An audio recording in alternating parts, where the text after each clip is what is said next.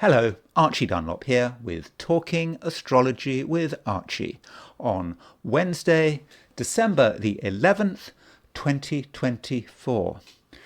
Today I want to talk about the man charged with the murder of United Healthcare CEO Brian Thompson, who was gunned down on December the 4th in New York. So the name of the man charged is Luigi Mangione. Now, just because he's been charged doesn't mean he's guilty of the crime. So we really do have to bear that in mind. Innocent until proven guilty, and so on.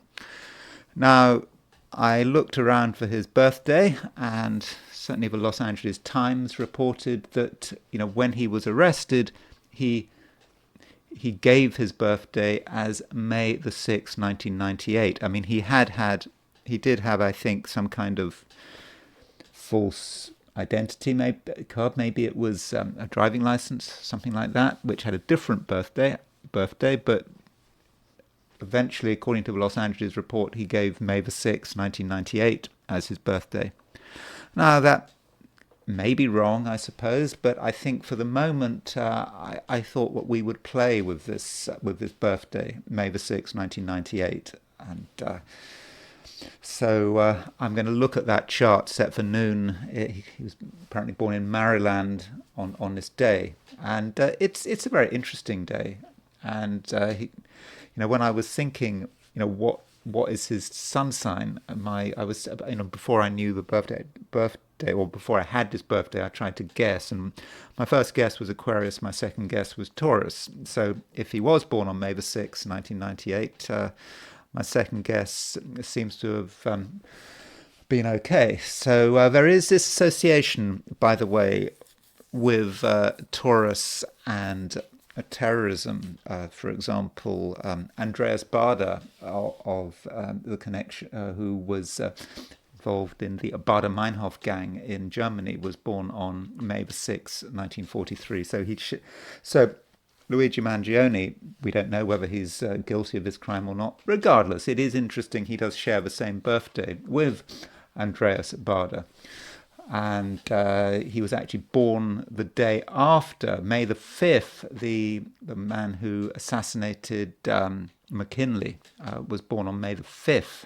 I can't remember what year offhand, but I will be considering this connection between Taurus and terrorism. But I really must emphasize, we have no idea for sure whether he was guilty of the crime. Just because he's been charged doesn't mean he did it. There's going to be huge pressure on the police in New York to find someone who fits the bill, someone who's got the opportunity, got the motive, and so forth. So must make that clear before I continue. Anyway, before I look at the horoscope of Luigi Mangione, I want to consider the astrology and the I Ching for today, which is Wednesday, December the 11th, 2024. Usual reminder, if you enjoy this video, I would be very, very grateful if you were to like it. And if you're not subscribed, I would be super grateful if you were to subscribe, but of course only subscribe if you do enjoy the video. Anyway, so let's have a look at what is happening today. So here are the positions of the planets for today, set for noon in New York, and so you can see that at noon in New York, the moon is at 0 degrees Taurus. So it's kind of a day which is half and half. It's sort of half Aries. Moon is half in Aries, half in Taurus.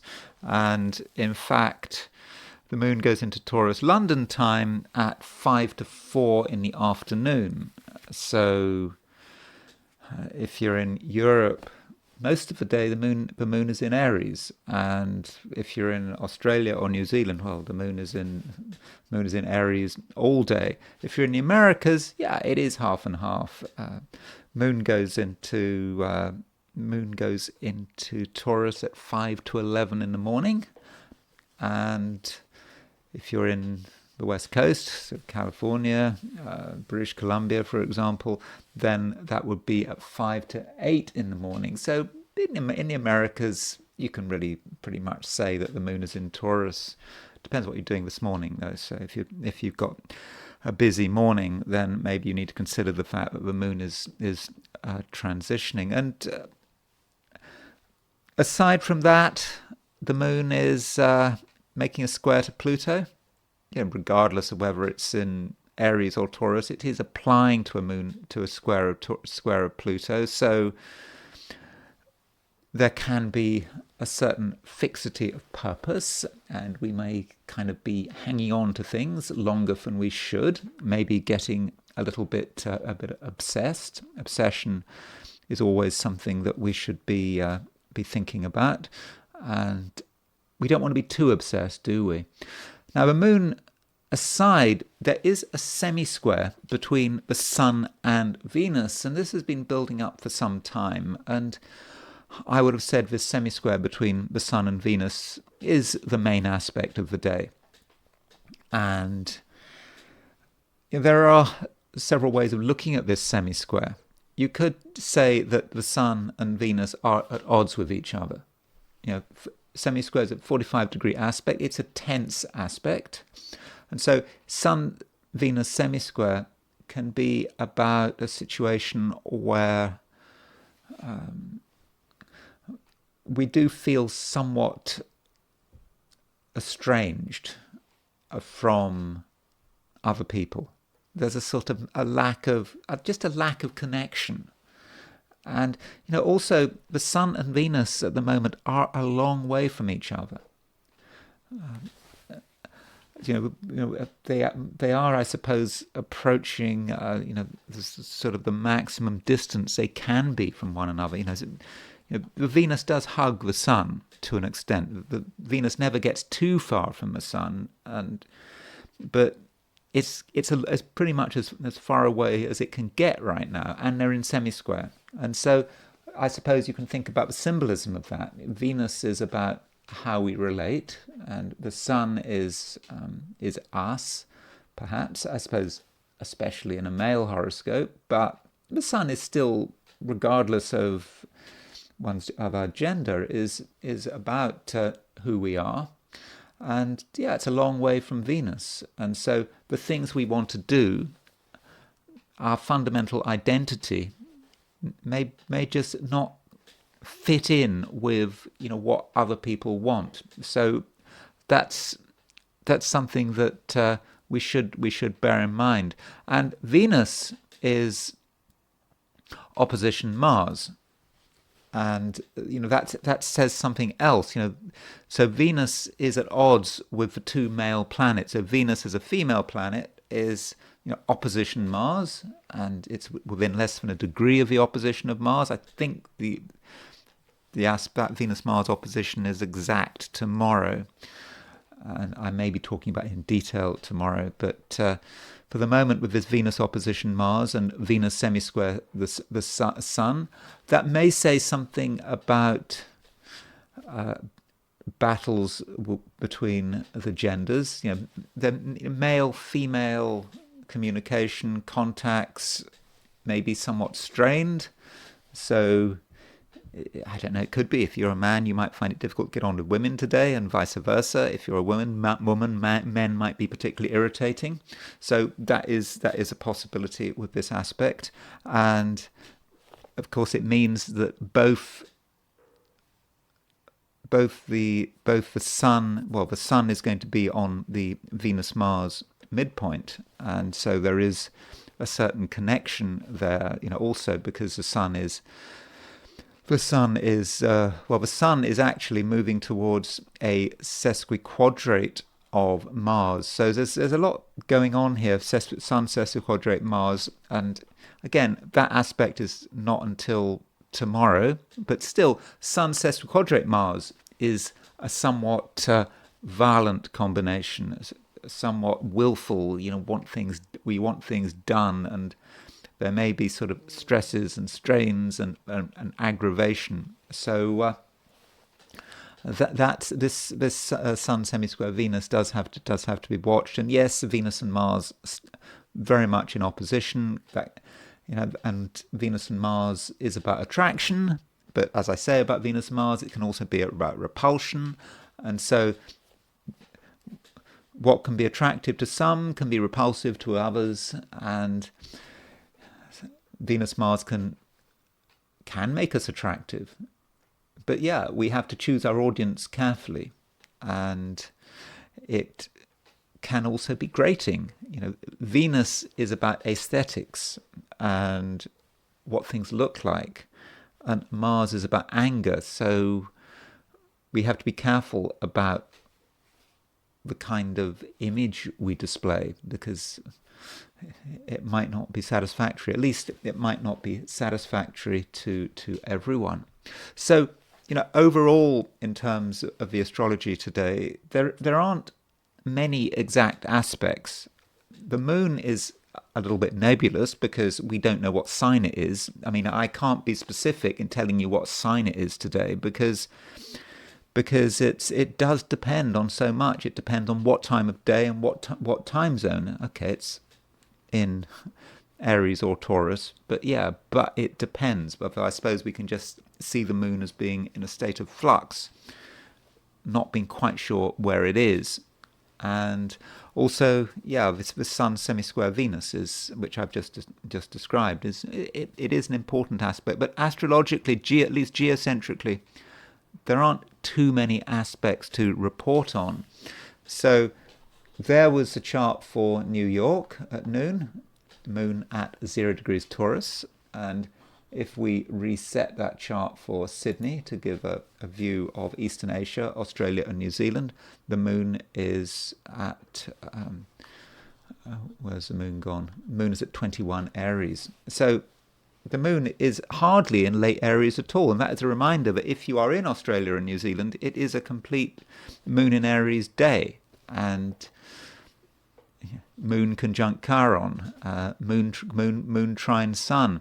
I think that if you're in Australia and New Zealand, it's quite possibly going to be a very different day than if you're in the Americas, because in Australia and New Zealand, you can just enjoy the moon trine Sun. You don't even have to worry about moon square Pluto, and there's going to be a sense of harmony, a feeling that you're at one with the world, and things should run smoothly, and there will be a sense of excitement and action with that moon trine Sun. So there is a difference, and I think this is one of the reasons why I think it's important to show two charts. One for noon New York, the other noon Sydney, Australia.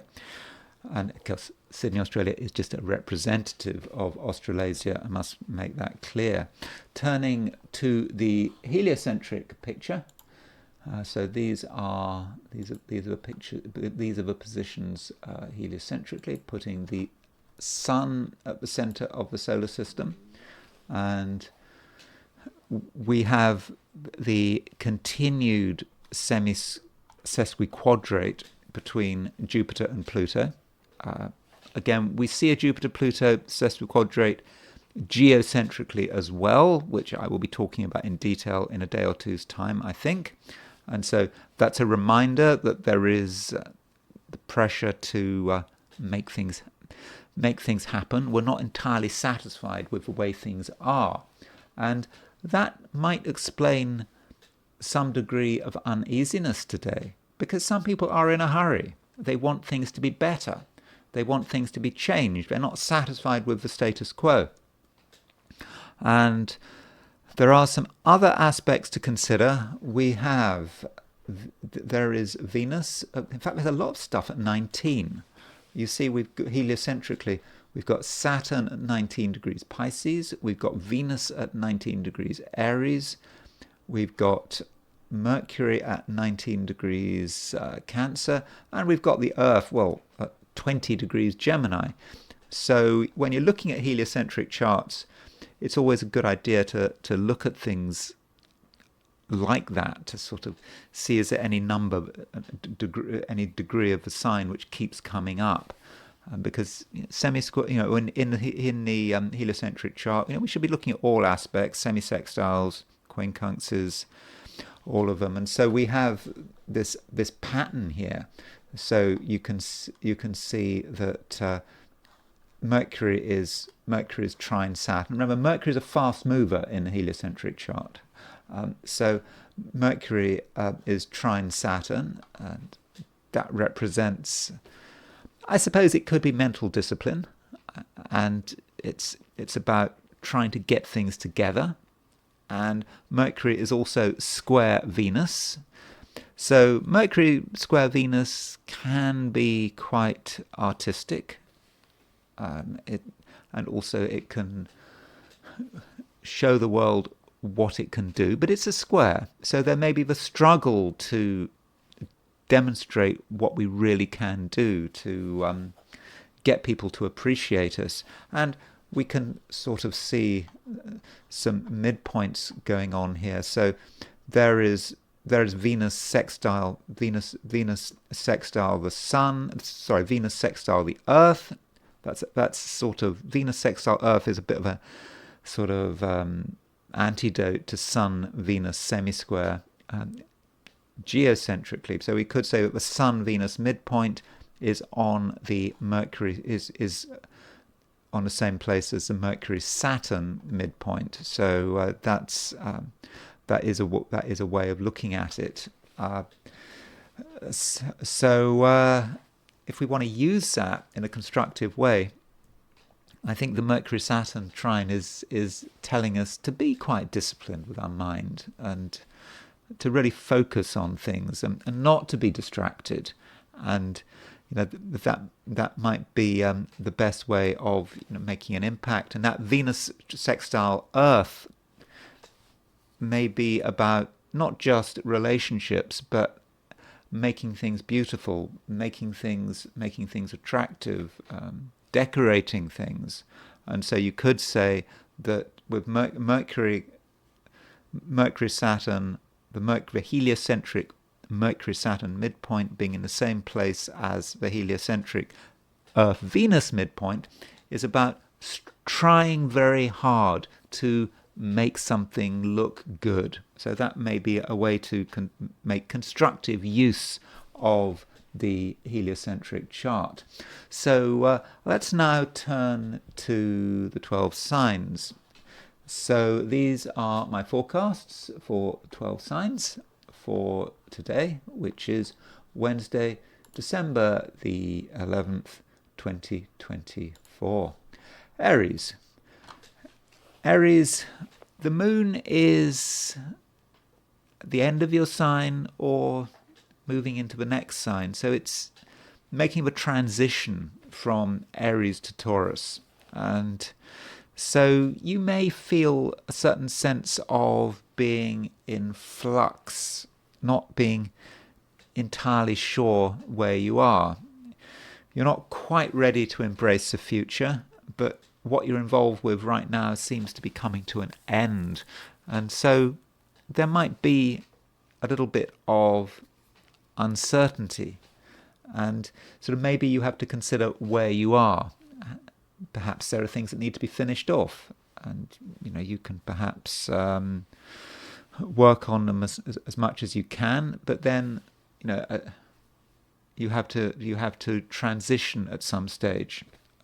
As the moon moves into Taurus. And with the moon moving into Taurus, it does make a square to Pluto, and so that may put some emphasis on money. I understand that money may not be something that every Aries wants to be bothered with. There are more important things as far as you're concerned to be worrying about. But moon square Pluto may be a kind of an unwilling obsession with money, having to be concerned about money and material things. You don't want to be concerned, but somehow you are. And you're perhaps in a situation where you're holding firm to something because you have to. Perhaps you feel that if you don't hold firm to it, it will be taken away from you. So Aries, do consider what you have and don't necessarily take it for granted. Things can be taken away from you. And you may find at some stage that you have to claim what is yours. And I understand if you're in Australia or New Zealand, the moon won't be moving into Taurus until tomorrow, but that's perhaps something you need to prepare for. And if you are in Australia or New Zealand, you've perhaps got longer to prepare for it than, say, if you're in California. So the moon sign change does make it a day which is it's really quite difficult for me to pin down, to say this is what the day is going to be like. Aside from the moon, Venus is continuing to move towards the opposition of Mars. And that Venus-Mars opposition is just getting stronger and stronger. It's exact tomorrow. And it may just occur to you that you can't get on with everyone. And there may just be something about you that puts people off. I mean, that's not a nice thing for me to say, but I'm not talking about a permanent situation. Just consider how you behave and what you're saying, what you're doing, how you present yourself. And just, Aries, just consider the possibility that it's just creating the wrong impression. And you might get involved in a sort of a deadlock situation, which may be unnecessary. But perhaps from your perspective, there's a certain sense of frustration because you just feel you can't get close to people. You want things to be straightforward. That's how Aries always works. Aries wants things to be upfront and straightforward. And it just may feel that just some people are not being upfront and straightforward. And what do you do if people aren't being upfront and straightforward? Well, what you do is you have to kind of raise the temperature. You have to perhaps be a little provocative. At least you think you have to be provocative. But maybe you should just let things be and allow things to work their way through and not force a point until you're ready, or indeed until the other person is ready. Taurus. The moon is at some stage going to be moving into your sign. And quite when that happens depends on your time zone. If you're in California, that's going to happen this morning. If you're in Australia or New Zealand, that's going to happen tomorrow. But it is a time of the moon moving into Taurus where, you're starting to feel more definite and I think more confident, but being aware of who you are and what you want, and perhaps being quite stubborn about it, feeling that you really have to be clear and perhaps blunt. And Taurians can be blunt, and I don't think there's anything wrong with being blunt, but perhaps you have to ask yourself why you're being blunt. And it may be that you're just not being heard, or you're aware that some people just are not behaving right, or there's a certain sense of a clash. And I think we can see this with two aspects going on today, because Venus, which is your ruler, is opposition Mars, and Venus, also your ruler, of course, another aspect of Venus is semi-square the Sun. So those two planets, these two masculine planets, are fundamentally at odds with you. Now, that does mean that if you are a female Taurus, it may be a day when you find men particularly irritating, more irritating than usual. So that is a possibility. And gender aside, there just could be a sense of distance, of different priorities, just not being on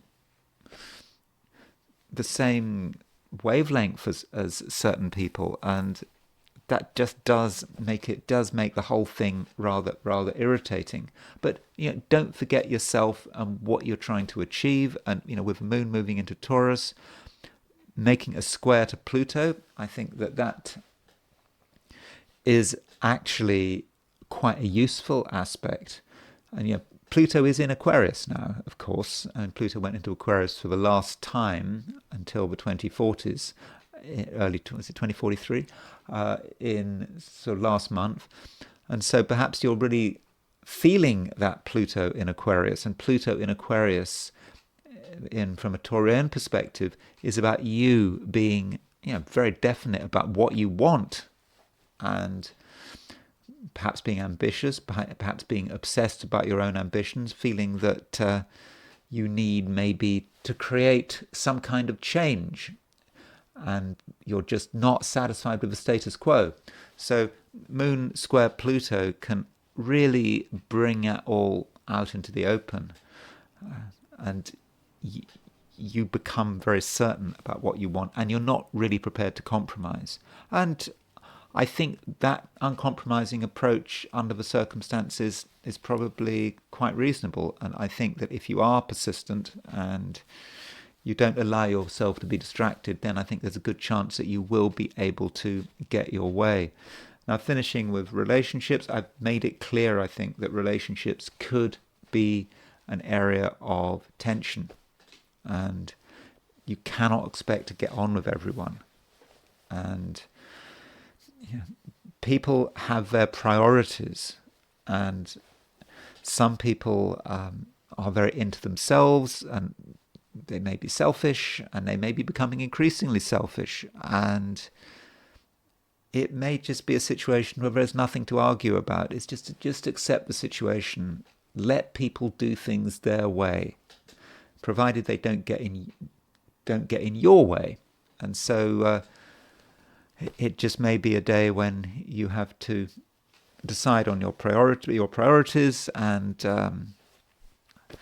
everything else, well, it's up to other people. And I would suggest, Taurus, that you do not prioritize relationships today, regardless of what the nature of this relationship is. Gemini, you feel that you've got something to say, and you then have this challenge of actually, can you say it? Are you actually able to get heard? And in some ways, it may actually be quite difficult. I mean, other people are doing their own thing, and they're perhaps wrapped up in themselves, and they may not have time to listen. And if people haven't got time to listen, is there really any point in trying to say anything? And so it may be best that you save it for later. If you've got something important to say, well, maybe in a few days' time, the environment will be better. And as far as today is concerned, you're starting to move into a stage where you don't really need a lot of people around you. I think that Gemini, to an extent, you are going to enjoy your own company, unless you're dealing with people who really do understand you, because you are right now quite original, and you've definitely got a way of looking at the world which is unusual. But there is a question of whether everyone is going to appreciate it. They may not. And you might think you're being original and exciting, but other people may not be impressed. So perhaps if you want to be exciting and original, Gemini, you need to do it in your own way. And this is especially going to be the case when the moon moves into Taurus. So over the course of the day and into tomorrow, the moon, depending on your time zone, the moon will be moving out of Aries into Taurus. And with the moon moving into Taurus, I think that you're not particularly going to be in the mood for worrying about what other people are doing. Because you want to do things your way, actually, and you don't want to have to worry about other people's priorities. And the moon does make a square to Pluto when it moves into Taurus, and that moon square Pluto may encourage you to think about, what you really believe in. And there may be a little bit of a challenge here because, Pluto has just gone into Aquarius, and Pluto stays in Aquarius for a long time. What does it mean for a Gemini to have Pluto in Aquarius? Well, one thing it could mean is that some of the things you take for granted are under pressure, and I'm thinking about what you believe in, your knowledge, and what your core assumptions are. And it may be your spiritual beliefs, it may be your political beliefs, and sometimes you just need time to just work it through and to work out what's important for you and what set of beliefs is best in order to be able to guide you, because you need some guiding principles. I mean, every Gemini does. It's tempting for Geminis to just think for the moment, to have sort of ad hoc beliefs. We're in a particular situation, so we're going to believe this. We move to another situation and we're going to believe something else. And, it can be useful. I mean, I kind of try to do this in the videos. I try not to pin myself to any particular ideology, although ideology is important to me, and having sets of beliefs, even if I kind of mess around with those beliefs, it does matter. And sometimes if we constantly mess around with our belief systems, it can be exhausting and it can be confusing. And perhaps with this moon square Pluto, you're sort of aware of that confusion, and it may be just a time where you have to ask yourself, what is the right set of beliefs for the moment? I'm not asking you to pin your whole life to a set of beliefs right now, but maybe, I don't know, for the rest of the year, you might feel that you want to align yourself to a certain ideology or perhaps a certain spirituality that suits the conditions you're in. And so that moon square Pluto may allow you to work on it, could give you the impulse. It's stressful, yes, moon square Pluto, but it just gives you the impulse to work things through, and perhaps to come to some new conclusions. Cancer, it's a somewhat confusing day, simply because there's a sense of flux, that things are changing from one thing to another, and it's difficult to know exactly which way you should be going. Part of you feels that you want to make things happen, that you feel that you really want to take the initiative, you want to be at the center of things, and you want to be very dynamic. Now, that's, if you're an Australian Cancerian, I think that's very much about your day. And if you're an Australian Cancerian, the moon is trine the sun, or a Cancerian from New Zealand or Kamchatka, the moon is trine the sun. So I think things are pretty clear. I think that you've got a lot to do, you've got a lot to contribute. You're perhaps the center of attention. You are the spark that gets everyone moving. But if you're in other parts of the world, further west, then you're not too sure. You know that you've got something to do. You've got something to contribute, but at the same time, you don't want things to be just too unstable, and you may feel that at a certain stage things have to be brought down to earth, and that perhaps relates to the fact that the moon is moving into Taurus. And with the moon moving into Taurus, which by the way is a good thing, because the moon moving into Taurus it's about the moon moving into an earth sign, and it's also the moon moving into the sign of its exaltation. So moon moving into Taurus perhaps allows you to stabilize things, and so perhaps Cancer, you have to realize where the changeover point is, the point where you have to stop taking the initiative, stop feeling that pressure to take the initiative, and to move to a situation where you're trying to stabilize things. And if you're in California, for example, then the moon is going to be in Taurus for all day, pretty much. I think it goes into Taurus, around, I think 5 to 8 in the morning, something like that, if you're in California. And so you would feel the need to stabilize and perhaps be quite obsessed about it, because the moon does make a square to Pluto.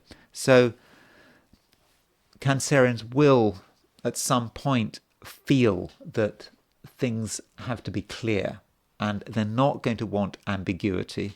They've made their effort, they've done their bit, and now clarity is needed, and perhaps certainty. And moon square Pluto is quite intense, and the best way of using moon square Pluto is to focus on what's important and on what you have decided. So you're moving from a phase when there's a lot of action, when there have been a lot of options, alternatives, but now those options and alternatives are narrowing down perhaps to just one thing. It's no longer an option, it is the only way forward, and you're aware of this, and that's what you want to put your energy into. Leo,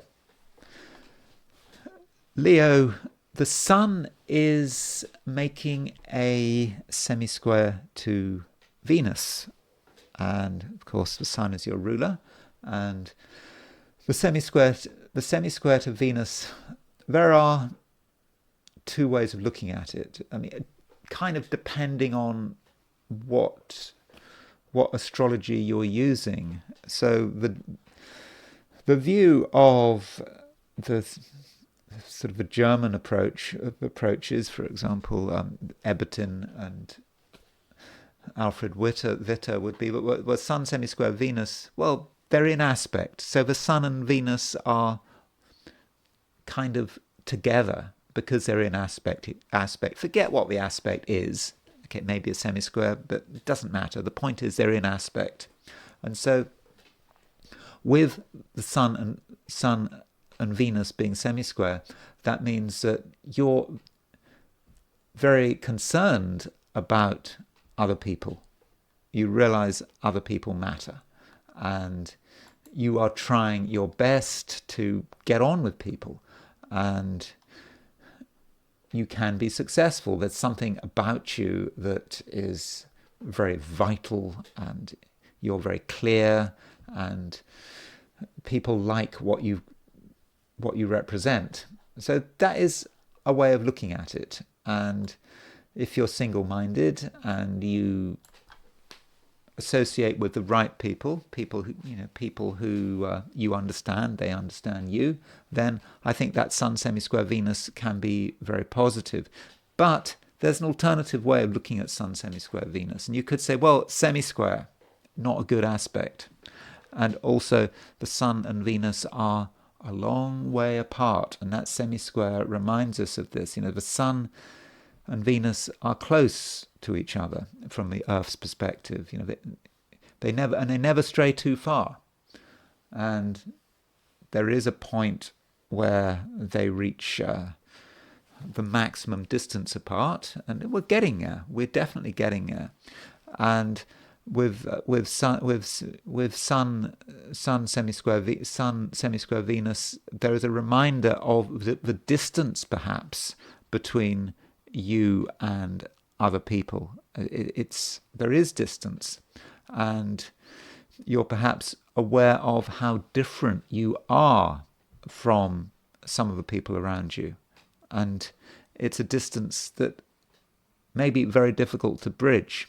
So in terms of relationships, yes, it matters, but perhaps you shouldn't try too hard. Sometimes the distance is so large that there's nothing that can be done to bridge it, and perhaps you just need to accept the situation, at least in the short term.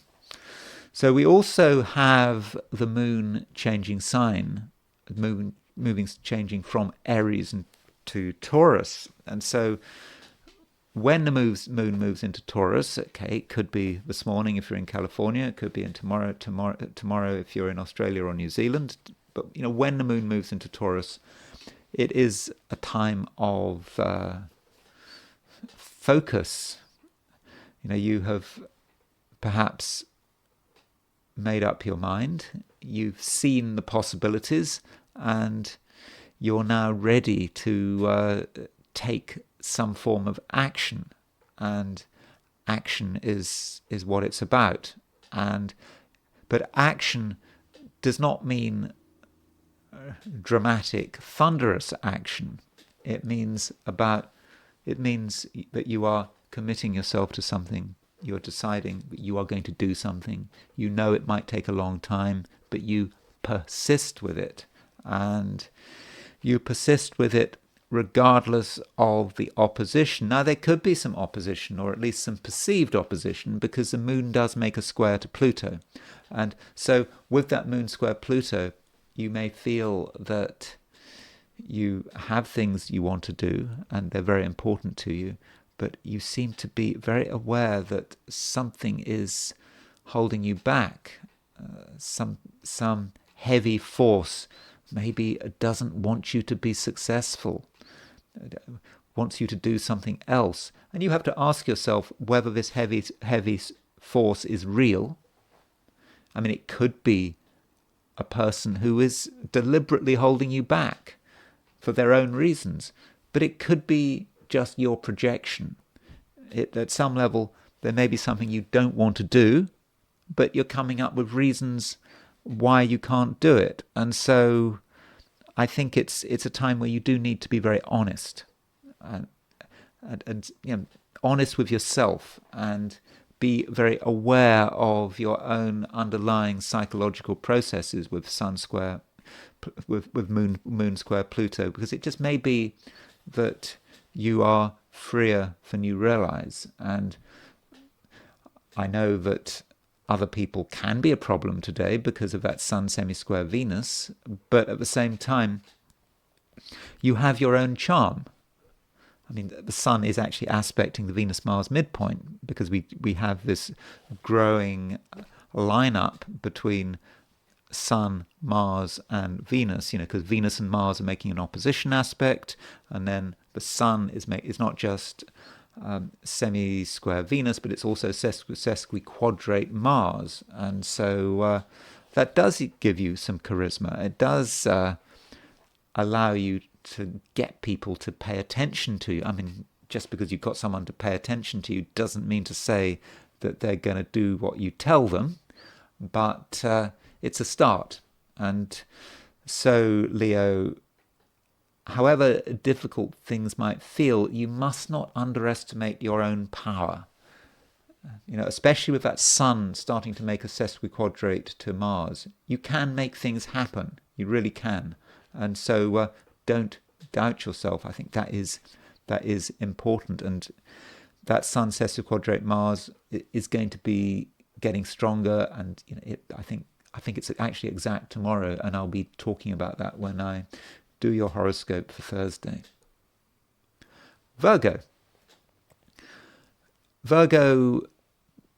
the moon is starting to move into Taurus. It kind of depends on your time zone when it moves into Taurus, but I think you'll probably be quite relieved for the moon to be moving into Taurus, because part of the problem we've got at the moment is that we've only got one planet in Earth signs, and that planet is in Uranus. That planet is Uranus, and so you being an Earth sign, you like to have some Earth around, and Uranus as a generational planet is not enough. You want more. And so moon moving into Taurus for you, Virgo, does give you a sense of grounding. You felt that things weren't in the right place, and you felt that there was a certain sense of disconnection. And now with the moon moving into Taurus, it just feels so much better.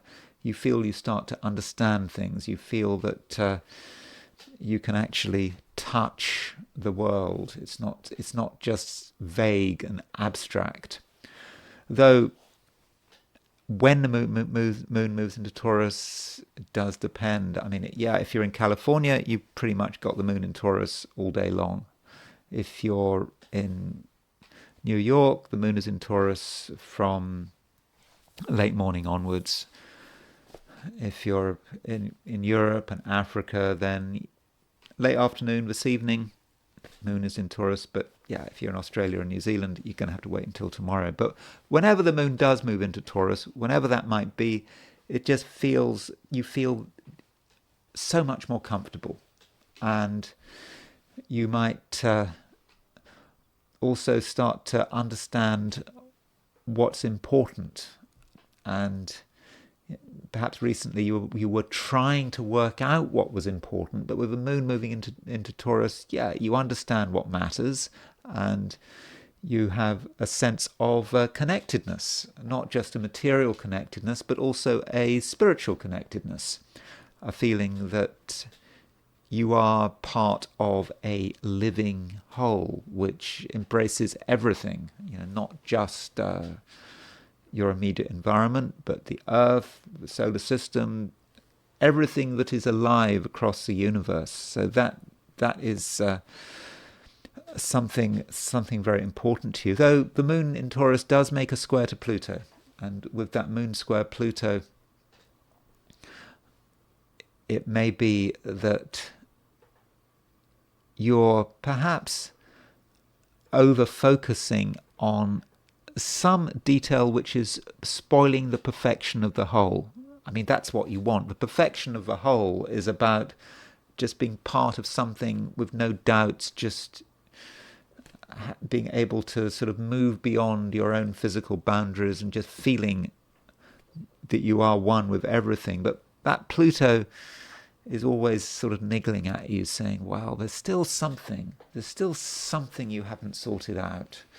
And what do you do, Virgo? Well, you could try and find out what it is. That is a possibility. Or you could just tell yourself, well, really, it doesn't matter. And on a different note, Virgo, don't underestimate your own originality. You are able to do things differently from everyone else. And you see things which just other people can't see. And perhaps you want to talk about it, express it. And it may come as a surprise that you do have a different view.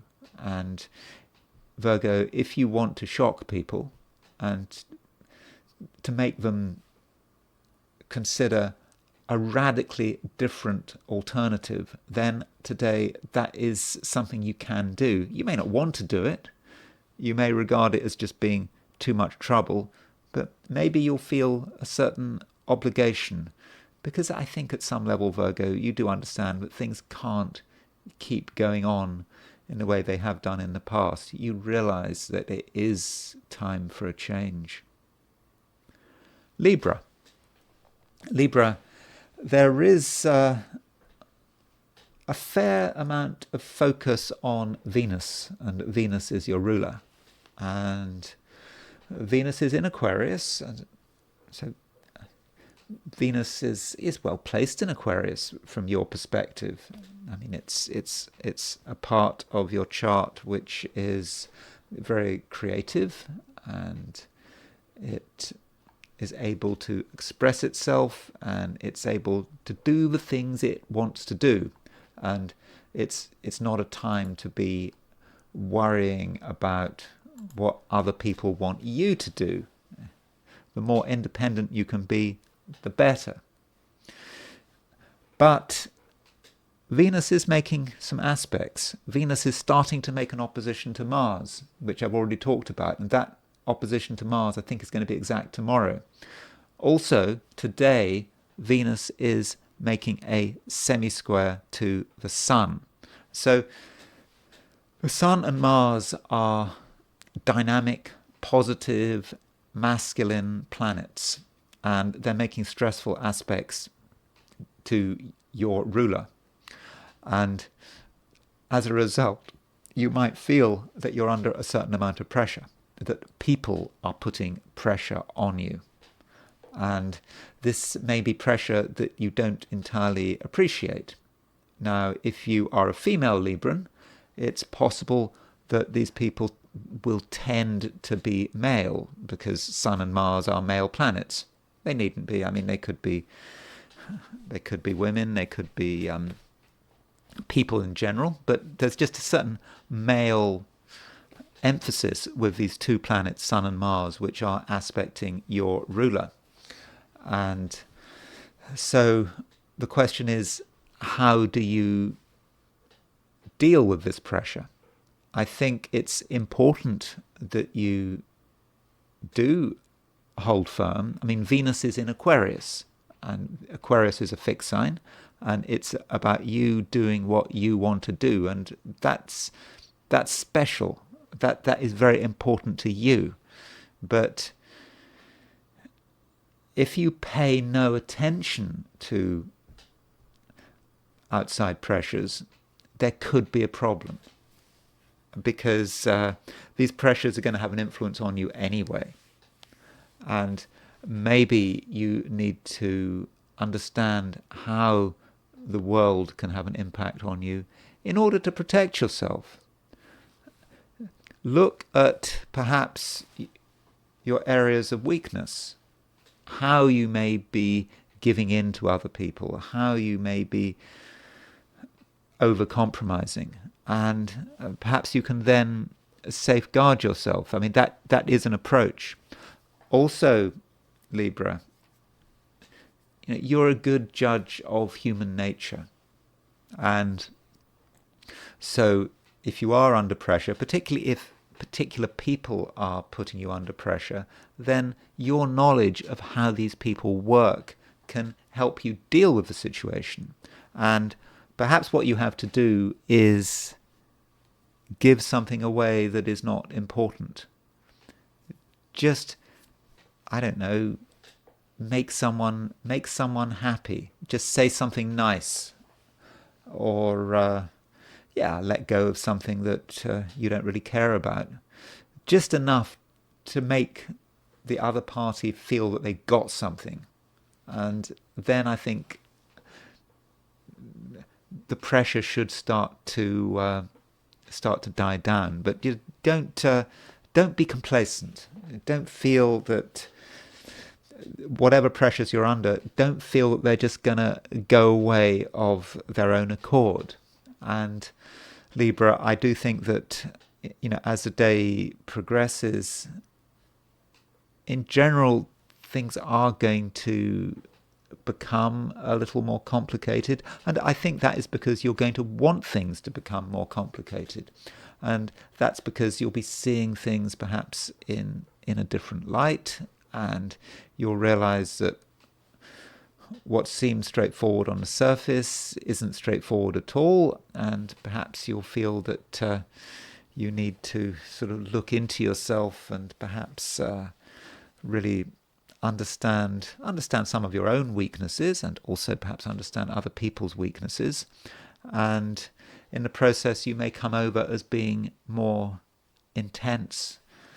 Though I should say that the Earth, from a heliocentric viewpoint, the Earth is making a sextile to Venus. So with that Earth sextile Venus, I don't think that from a social perspective today need be too much of a problem. With Earth sextile Venus, there's something about you that is pleasant. You can, in other words, you can be pleasant. And that's perhaps a way to get through today. It's all about superficial pleasantness. It can make such a big difference in terms of taking control of the situation. Be a little bit pleasant, things calm down.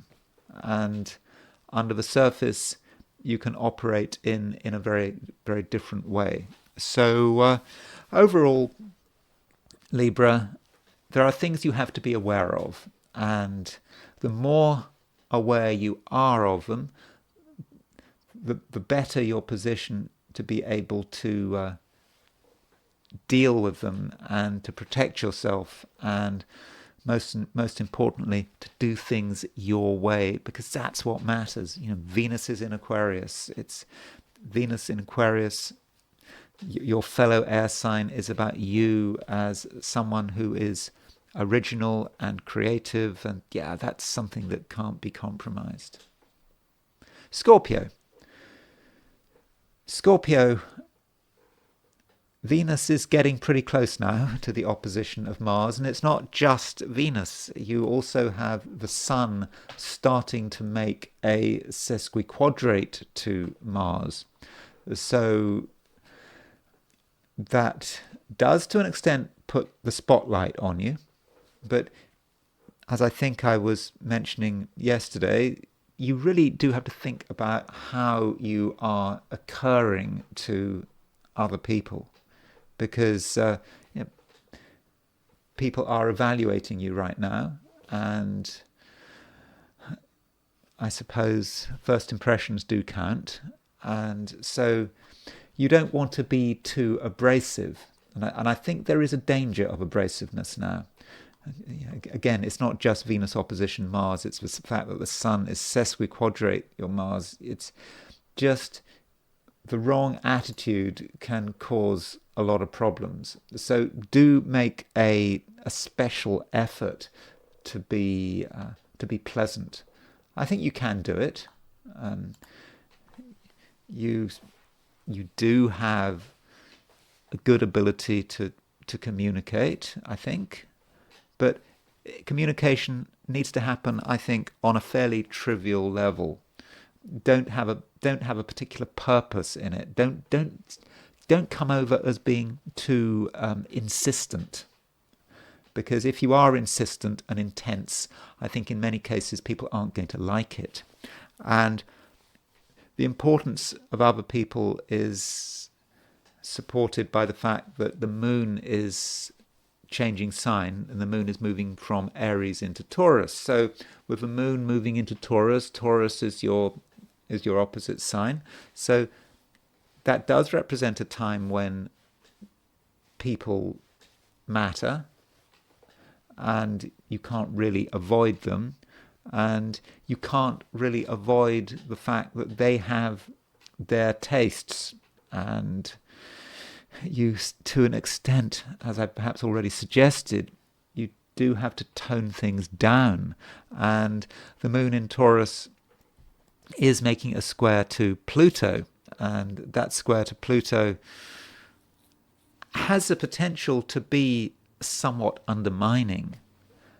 And I think the reason it could be undermining is that Pluto represents you and the foundations of everything, and what you regard as being really, really important. It's something that just cannot be compromised. And with the moon making a square to Taurus, the moon in Taurus making a square to Pluto, there may be just a feeling that other people are an irritation, and they are undermining you. They're undermining what you want to do. They're undermining your sense of peace and harmony, and you might respond badly to it. And it's another situation, Scorpio, where I think that it's important that you are patient and you don't confuse the long term with the short term. So, Scorpio, there may be short-term irritations that you take too seriously. You regard them as being a matter of life and death, when in fact they're just a matter of the next 5 minutes. So it just really does matter that you just don't overreact.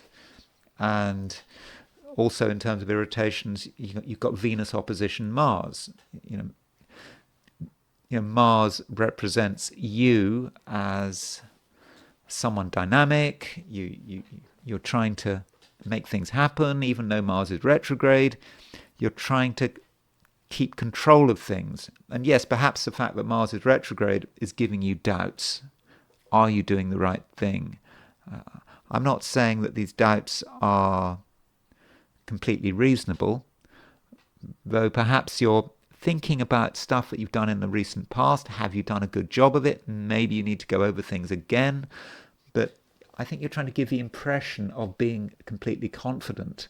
And then Venus opposition Mars, something is bugging you, and it may be someone bugging you, someone asking you questions you don't want to answer, or someone wanting your attention. It could be also about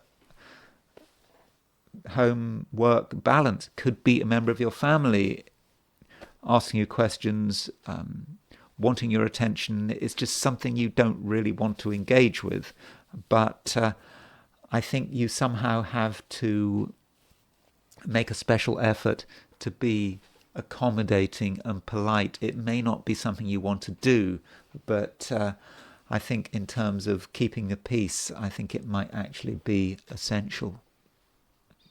Sagittarius. Sagittarius, you actually are in quite a strong position at the moment, in the sense that you're able to really make things happen, and you can be quite dynamic. You can actually be really dynamic, and so you don't have to be satisfied with any particular situation. So if you're in a situation and it's not to your liking, then you can very quickly turn it upside down, and that means that your impact on other people could, in certain situations, be very dramatic. And it's a power that you have, though I think it's a power that you need to treat with a certain amount of respect.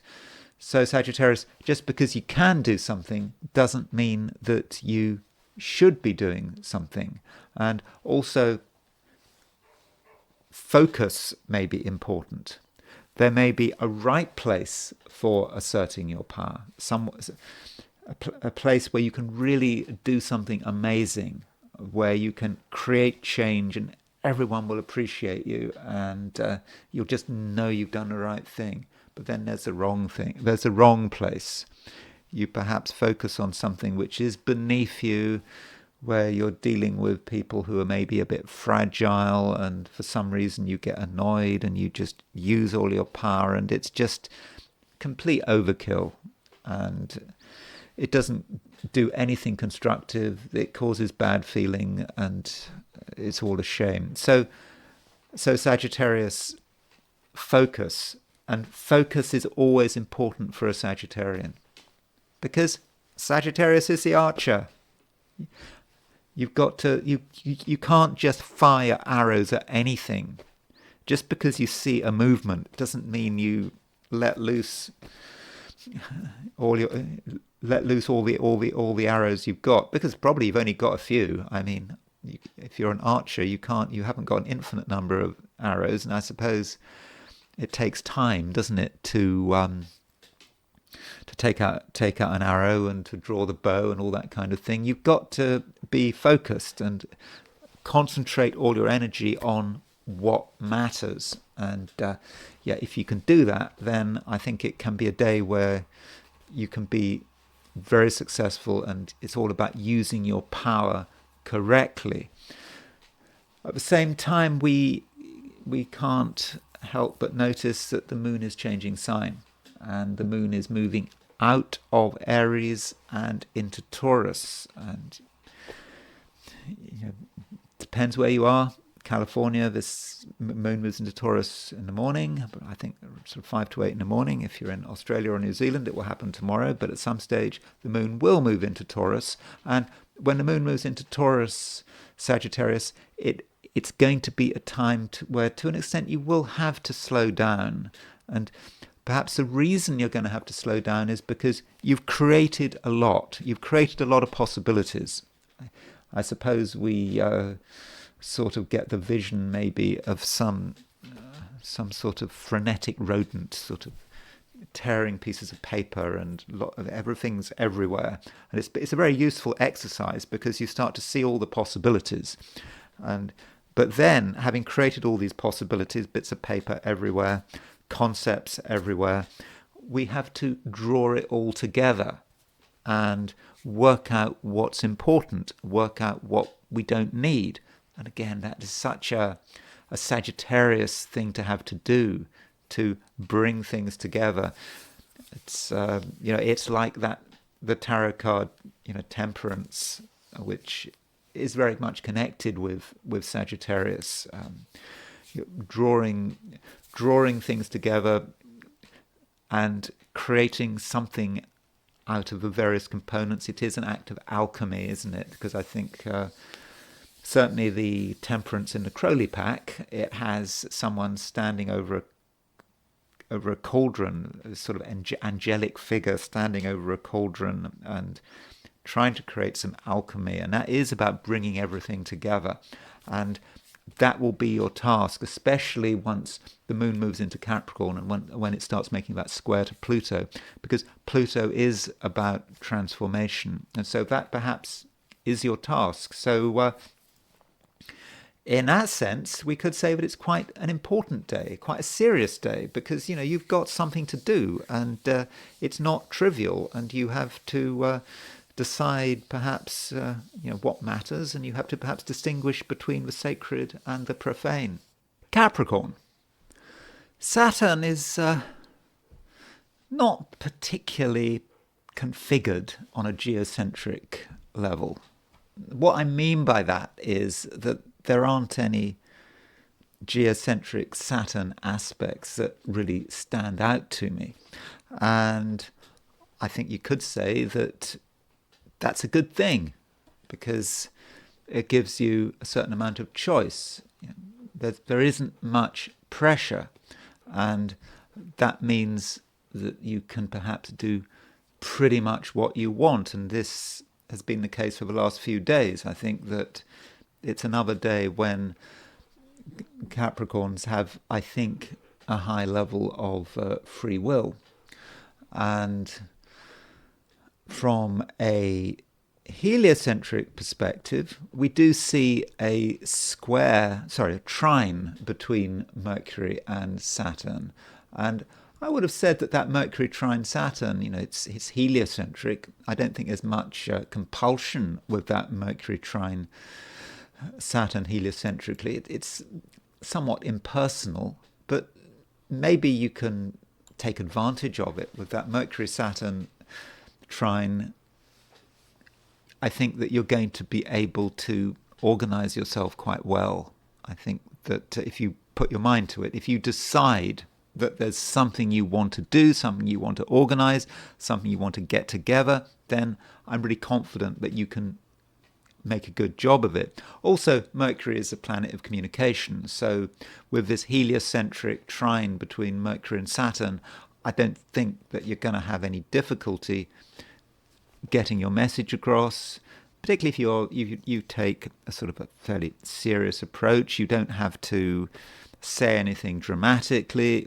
You just have to say it as it is, say what you think, and I think that you will be understood.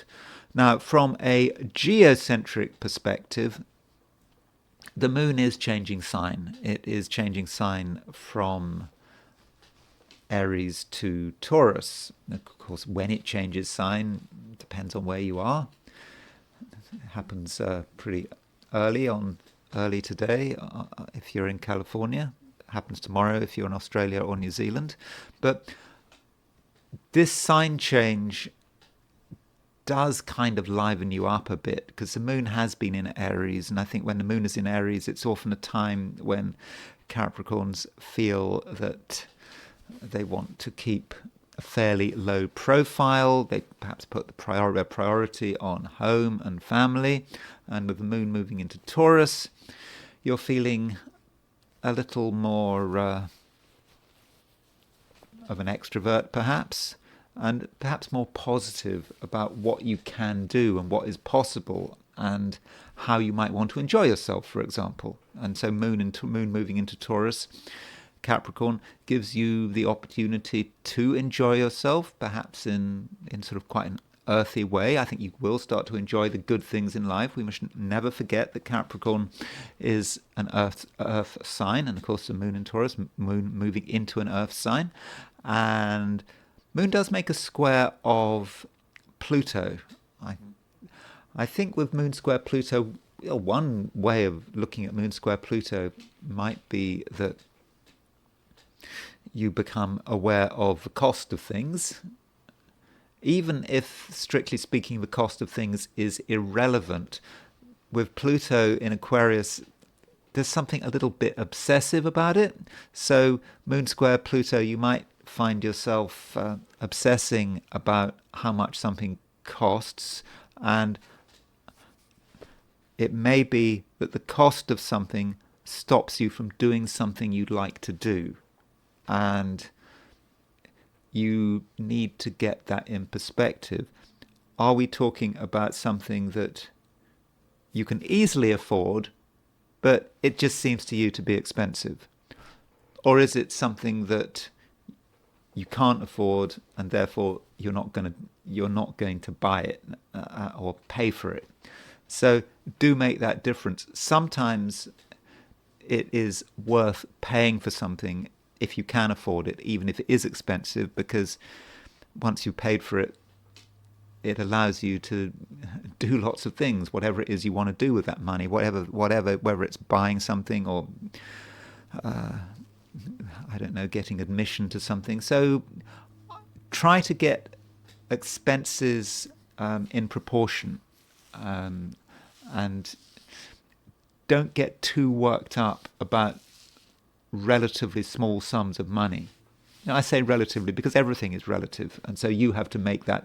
You do have to make that decision. So that's probably the main thing going on. I think, as I've already said, I think that your ability to communicate is quite good, and I think, to continue with the theme of communication, I think that you're going to be quite good at expressing fundamentally who you are and what your position on a matter is. Now, that is a matter of choice. You don't have to, but perhaps you'll feel that some people haven't understood something. They maybe haven't understood you, and it might actually be a good day for making sure they understand you. Understand what you really think about perhaps an important issue that is coming up over the next couple of days. And the words will flow, you won't be dramatic about it, and at the same time you will be able to make your point very well. Aquarius,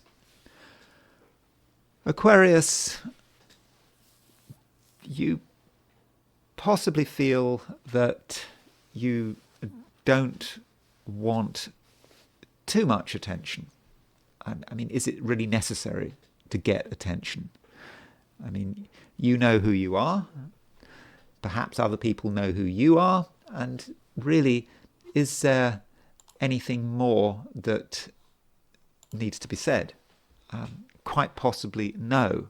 And as the moon moves into Taurus, whether it's this morning or tomorrow, it is moving from Aries into Taurus. As the moon moves into Taurus, you're going to perhaps feel that it's time to do a temporary disappearing act or to keep a lower profile.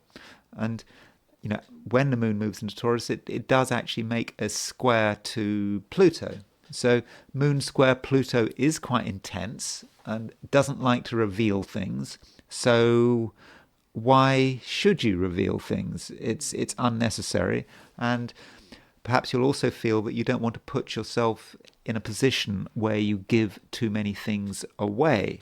And that is another good reason for keeping a low profile. When you have a high profile, you might be trying your hardest to not reveal things, but it's more difficult to hold on to your secrets if you're out there in the public eye. That's not perhaps something you necessarily want to do. And Also, Aquarius, I think that you're going to be feeling maybe a certain disconnect with other people because of a semi-square between the Sun and Venus. You'll just feel that however well you know someone, you just feel that they're not entirely being open and honest with you. I mean, I'm not talking about dishonesty, it's just something is being held back from you. So if something is held back from you, then why should you reveal anything about yourself? And so there could be a certain sense of distance and a feeling that other people want to do things that you don't want to do, and they're not making it easy for themselves, and they're not making it easy for you. And so there might just be a certain sense of a lack of cooperation. So if you're in that situation, why not just accept it, and things will resolve perhaps at a later stage. So the question then is it worth making any effort at all? I mean, in terms of other people. And I'm thinking particularly of that Sun semi-square Venus. And in fact, the Sun goes on to make a sesquiquadrate to Mars. And so if you do make the effort with other people, even though it's hard work, you feel perhaps you should, you might make some progress, but then Sun is sesquiquadrate Mars, and Sun sesquiquadrate Mars does suggest a person who is angry and opinionated, and maybe you're starting to become aware that people are angry or getting angry. Okay, not everyone is getting angry, but some people are getting angry, and that would seem to be a good reason to stay out of their way. And so, why wait? Why wait for things to get worse? You might as well just, quit while the going's good. But this Sun semi-square Mars, it's something that is ongoing, and I'll talk about it more when I do your horoscope. I think for tomorrow, which is Thursday. Pisces. You still feel that it's a time when you really do want to be noticed. It's important for you to be noticed. And the reason you want to be noticed is not because you just want to be noticed just for the sake of it. It's because you've got something to do and you feel that it's very important that you're able to do it. And you want to be able to, bring together as many resources as possible. So put another way, I mean, many Pisceans are just plain ambitious. Again, there's nothing wrong with being ambitious, and the way you're ambitious is perhaps very unique to you. And there's a reminder there that Sun Chiron trine, which was exact yesterday, is still very much in operation. And so with Sun trine Chiron, perhaps that's about you considering your ambitions and perhaps pursuing your ambitions in a way that is quite unique and is unusual, and it's maybe not to everyone's tastes. And that may be the issue today, because today we have the Sun making a semi-square to Venus. And so Sun semi-square Venus represents a certain uneasiness. And however hard you try to be out there, to be making things happen, you may feel that you're not actually getting all the support you need.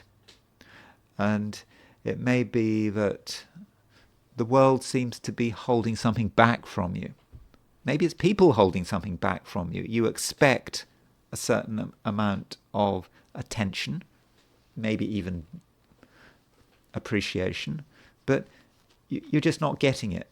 And there just may be an overall sense of distance, and that could make you annoyed, could make you frustrated. And so what can you do about the situation? Well, Pisces, you're not actually in a weak position. Far from it.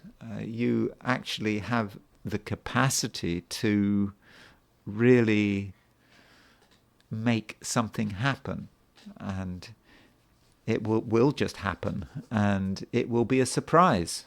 And today you're very good at springing surprises, and it's perhaps about a situation where everything is quiet, things are happening as per normal, as per usual, and then suddenly the pace dramatically increases, and it's all about you deciding that enough is enough.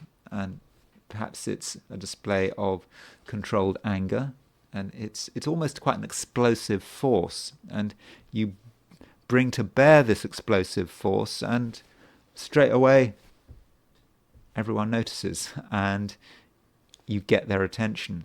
You may not get their love, but you certainly get their attention, and that is something you can do. And so never feel, Pisces, that you're in a weak position. If anything, if it's a conflict situation, if anything, it's other people who are in a weak position. I mean, you could say that Mercury is the ruler of your seventh house, and so Mercury is retrograde. It's in Sagittarius, a sign of its detriment. It's not in a great position, and if you need to assert yourself, you certainly can. So I think that today, Pisces, it's just very important to be aware of your own strength. And now I want to look at today from the perspective of the I Ching. So I asked the question, what is Wednesday going to be like for those watching the I Ching section of this video? And the first hexagram I got was hexagram number 16. So the Wilhelm translation of this hexagram describes it as enthusiasm. So enthusiasm, sounds okay, doesn't it? Enthusiasm. There are things you're enthusiastic about. That's one way of looking at it. But an alternative view, which Greg Wincook puts forward in his translation of I Ching, is that it's about contentment. And contentment sounds okay, but actually it's not okay. And perhaps an even better way of looking at contentment is complacency. And we think it's going to be okay. It's going to be all right. There's nothing to worry about. And so that can be a dangerous position to put ourselves in. And it's like saying, there's nothing to worry about at the moment. We can see that things are not getting better. We can see problems about to crop up, but they're not with us right now, so why worry about it? Let's just carry on. And I suppose you can say that could be some bravado there. I suppose one might think of Francis Drake playing bowls as the Armada appears on the horizon. I don't know whether that's true, but Francis Drake sort of relaxing. I think what the British admiral, was he an admiral? Whatever. He was had some responsibility for protecting Britain from England from a Spanish invasion in the 16th century, and he just plays bowls, and it worked okay for him then. The Armada got blown away. Didn't it get caught in a storm or something like that? But in a general sense, it's probably not a good idea to play bowls when the Armada is appearing on the horizon. And so we need to get ourselves together here and start preparing. And there is a danger here of hesitation. And we've got the third line moving. And with the third line of contentment moving, we might just think we can hold on. we can wait. We know that a change is required. We know. You know that a change is required, but why do it today?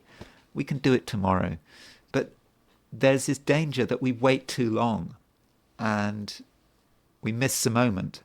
And of course, that would be disastrous. I think the I Ching says that we might be blind to the need for a change.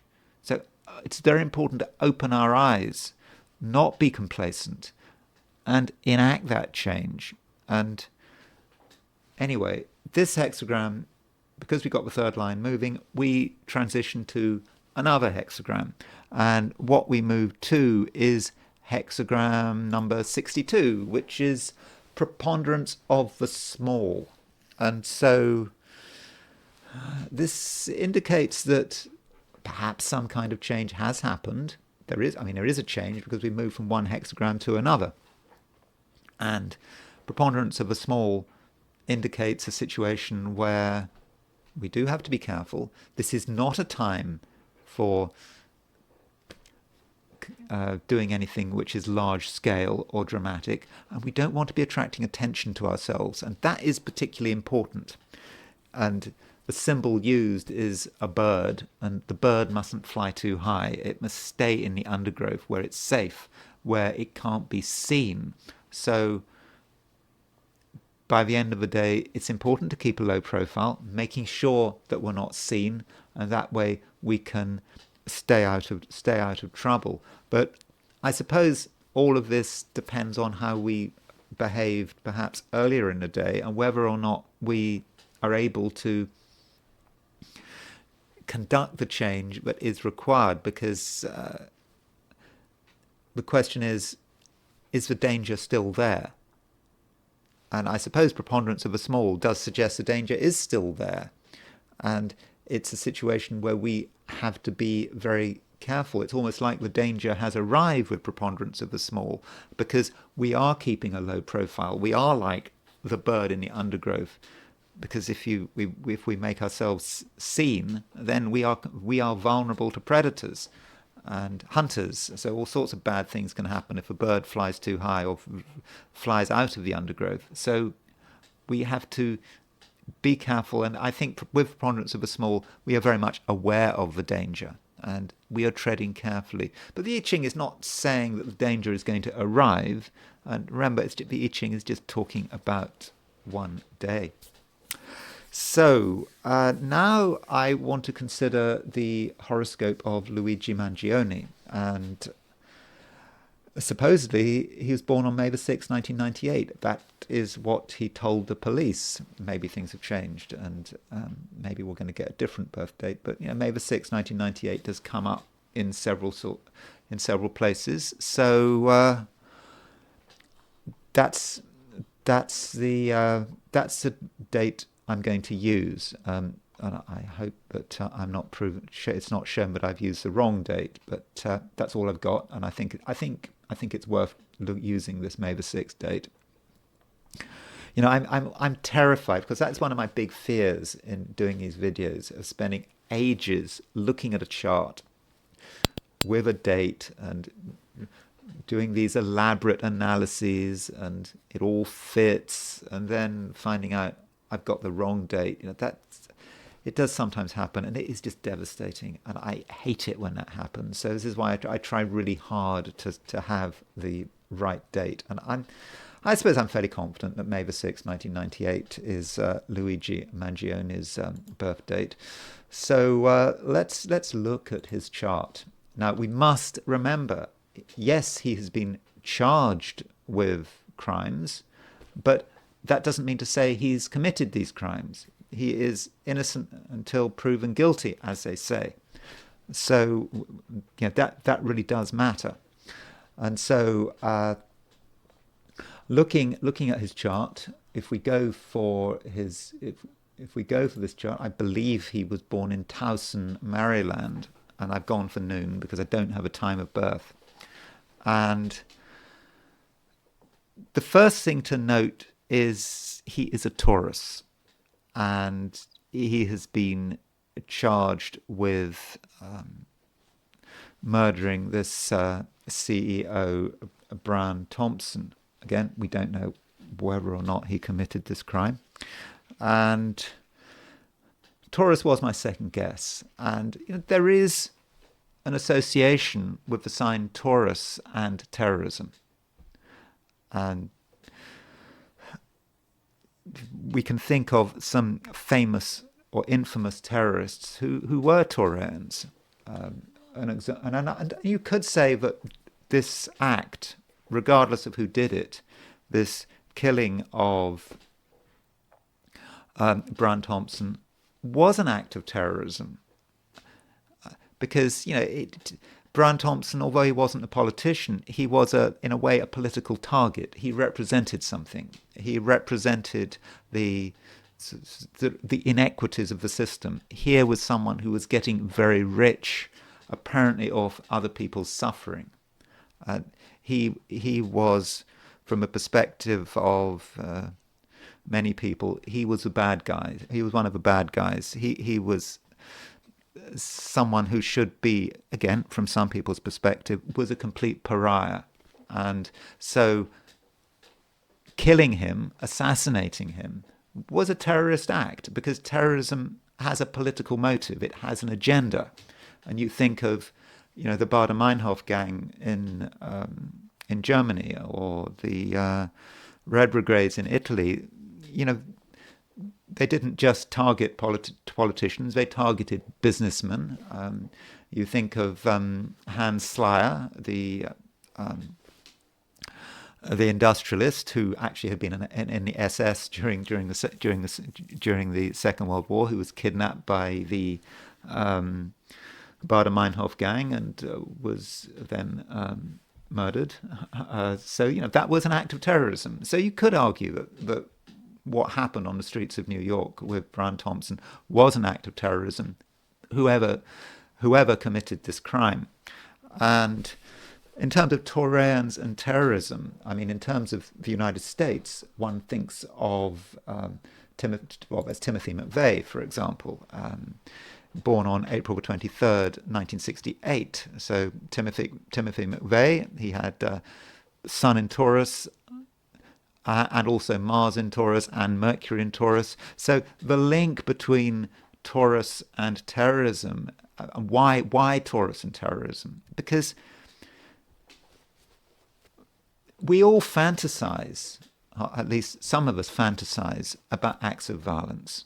We get annoyed about something and we think, I'd really like to blow something up. I'd really like to kill someone. Some of us fantasize like this. But do we actually go and do it? Well, no, we don't. We think about the practicality of the matter. And we think about, what if we get caught? Are we actually going to be able to get away with it? And then something else might crop up.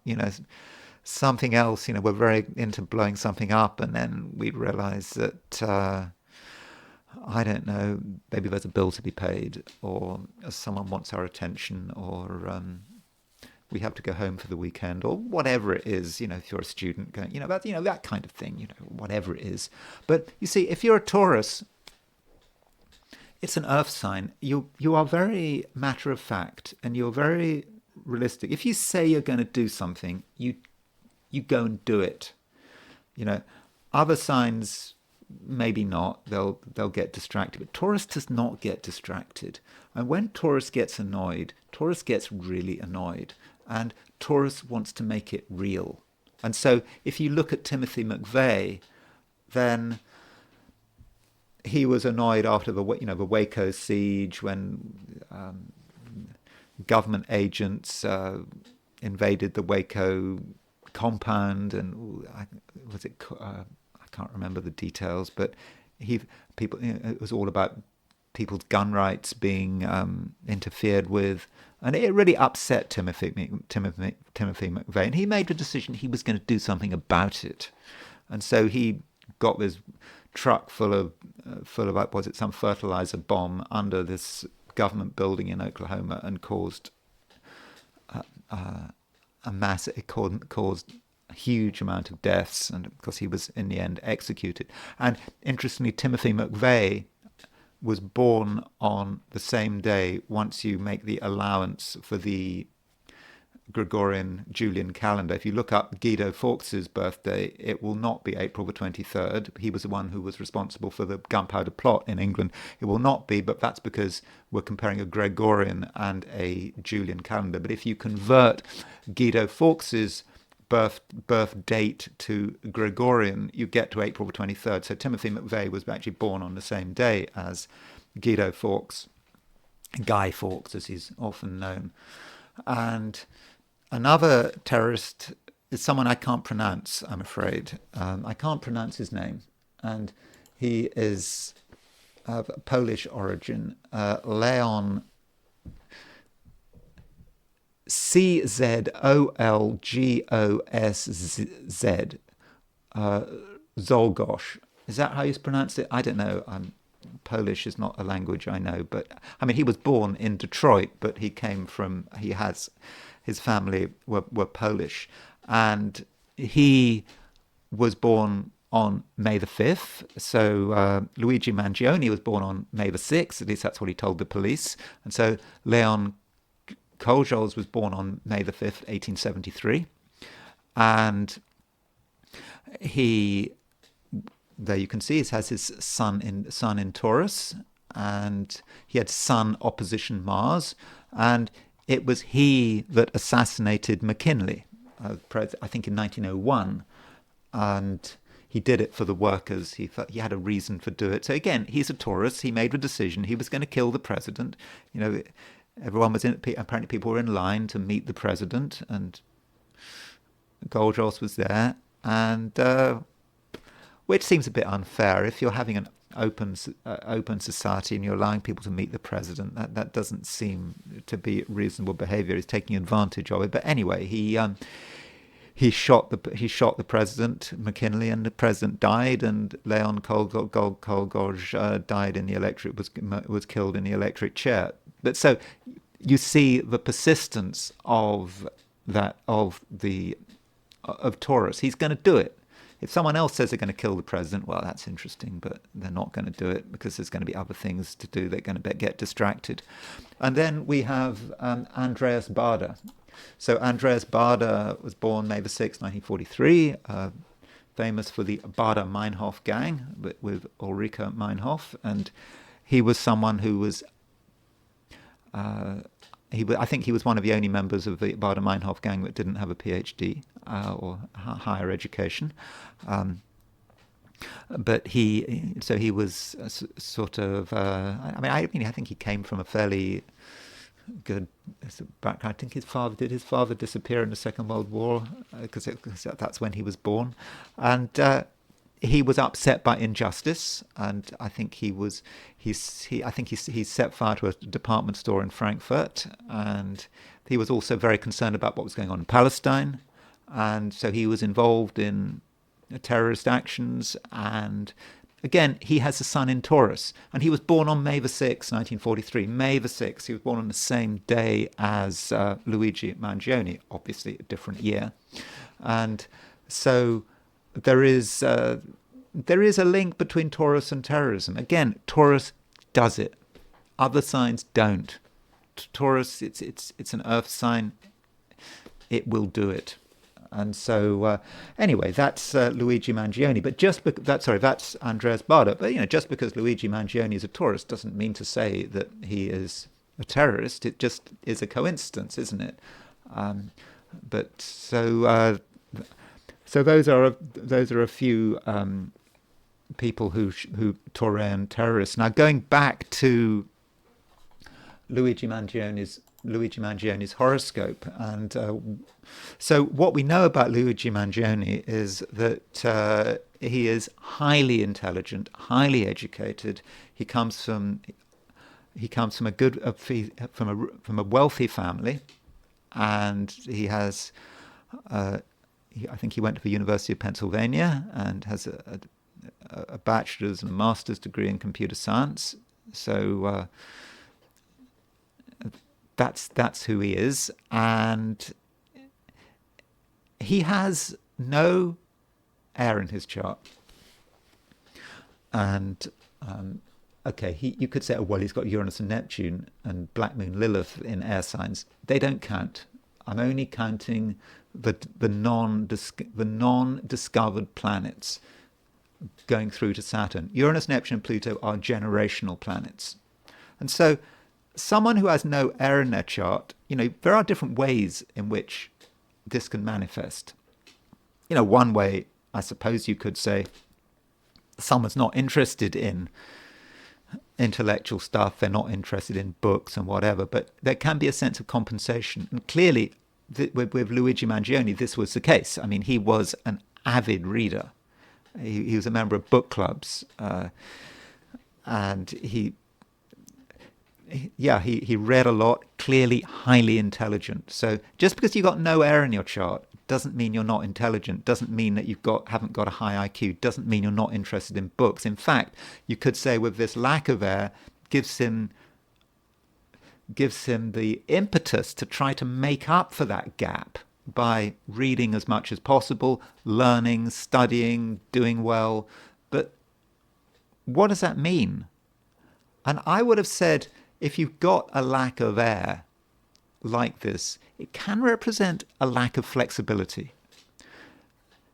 You make up your mind about something, and that's it. And it's not something, very often it's just not something that you're prepared to discuss. Maybe you don't even feel that, I mean, I know apparently he was very good at discussing things. People said that he was very good at explaining things in books and so forth. But you make up your mind quickly with this lack of air, but you don't have the flexibility to question your own decisions. And that may be a possible way it works. Also, he doesn't have a great deal of water in his chart. He's got Jupiter in Pisces. That is a traditional planet, so it's not a blank in water. But fundamentally, he is an earth fire person. Sun, Mars, Moon in Earth sign. Yes, Sun, Mars in Taurus, Moon in Virgo. So, we don't know the time of birth, but his Moon is definitely in Virgo. And he's got Venus, Mercury, Saturn in Aries, and Pluto in Sagittarius, but I don't really count Pluto because for making elemental judgments here. So according to Jungian psychology, the earth and fire represent the irrational axis, whereas air and water represent the rational axis. So from a Jungian perspective, he is irrational. Now let me explain that. That's not quite what it sounds. So rationality is about being able to make decisions. Again, this is, I think, the traditional view of rationality used by Jung, and I think sort of William James, that sort of early American psychologist, looking at what rationality means. Rationality is about making the correct decision based on your own judgment. You don't have to worry about what's happening outside. You don't have to look at data, what you can feel, what you can see, what you can intuit from outside, what you can touch from outside. It's all about your rationality. So you think about how air and water work. Very different elements, air and water. But you can logically work out what is right. Logically, that's air. Or you can use your feelings to work out what is right. Or you can use both. But he doesn't have air or water.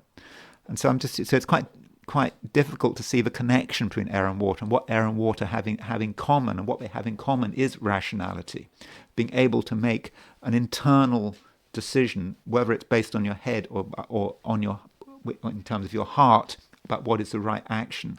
But if he's completely irrational, that means perhaps that he's motivated by external forces. It could be Earth, what he sees, or it could be his intuition, how he interfaces with the wider outside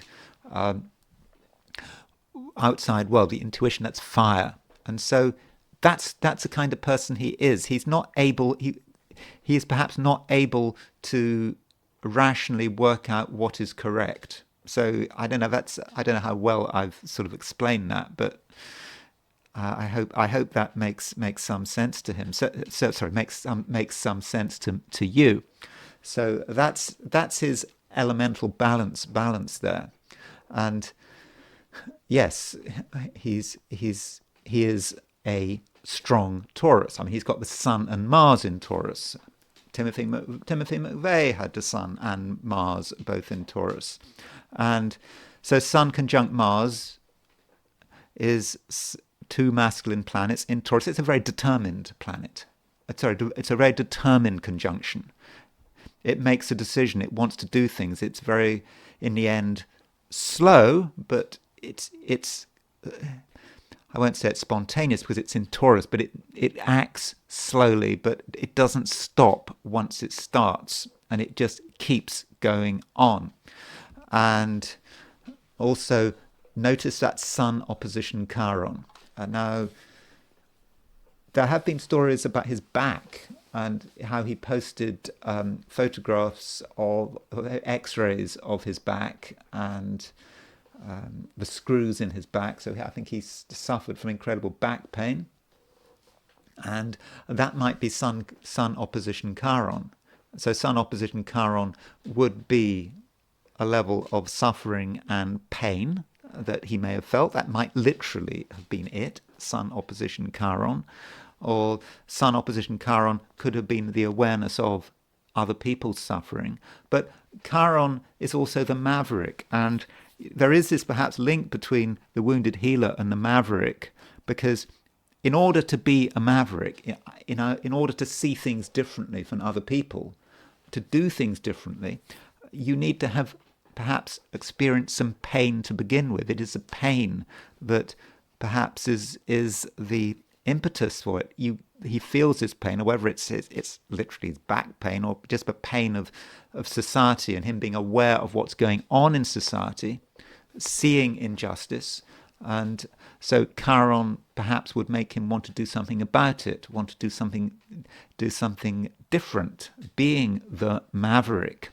And his Sun is conjunct Mars, as I've said, and it's also square Uranus.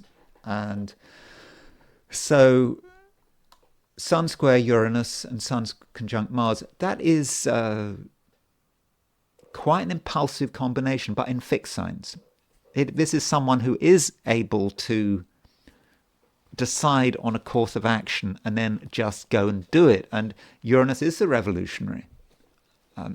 And in terms of midpoints, then he's going to have the Sun on the Mars-Uranus Sun is going to be semi-square the Mars-Uranus midpoint. So Mars-Uranus can be about violence, or at least being attracted to violence. Doesn't necessarily mean one is actually going to be violent, but one can be attracted to violence with Sun semi-square the Mars-Uranus midpoint.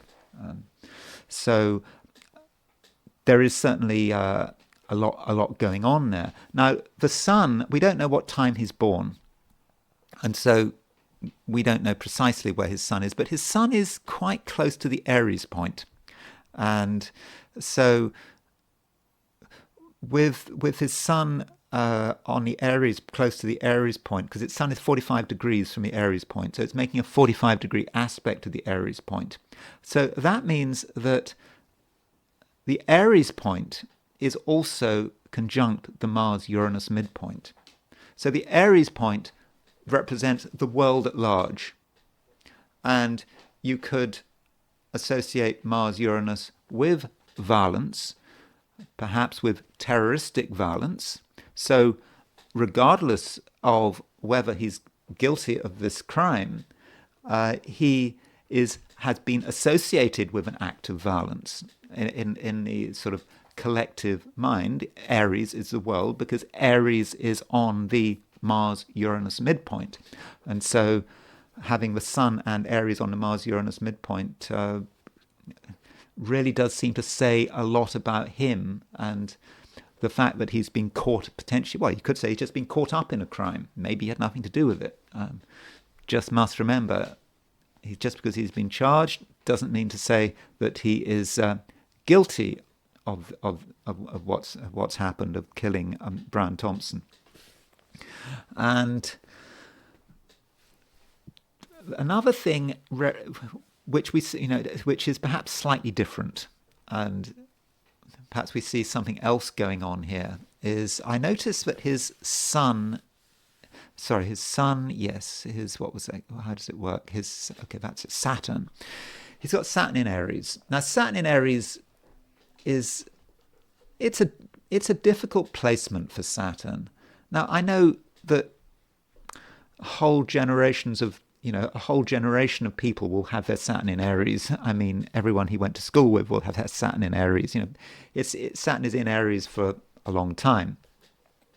But for some people, that Saturn in Aries is more personal than for others. And I suppose Saturn in Aries can be frustrating because Saturn is fallen in Aries. Saturn is exalted in Libra, so it's fallen in Aries. So there can be a sense of frustration, and maybe, for example, the back pain could be frustrating, and just in spite of how clever he is, it's perhaps difficult for him to sort of get things done in the way he'd like to get things done. And that Saturn is conjunct the Venus-Mars midpoint.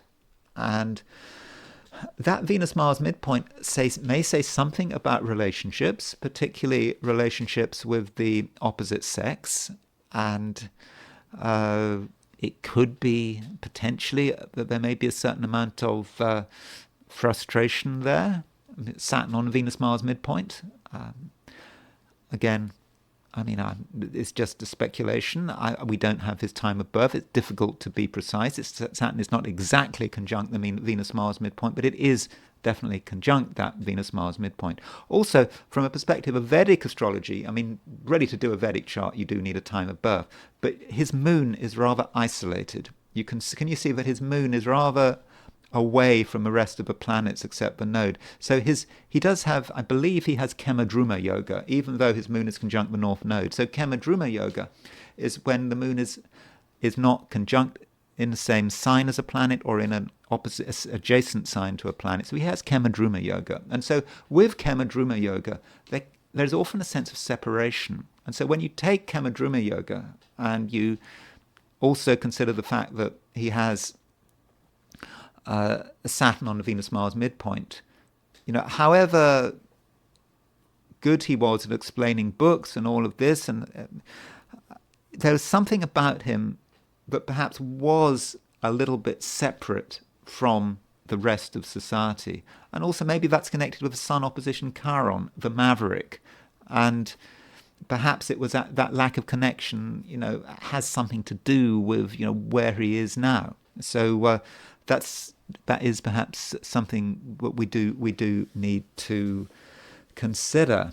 And then there is the question of what was going on when Brian Thompson was murdered.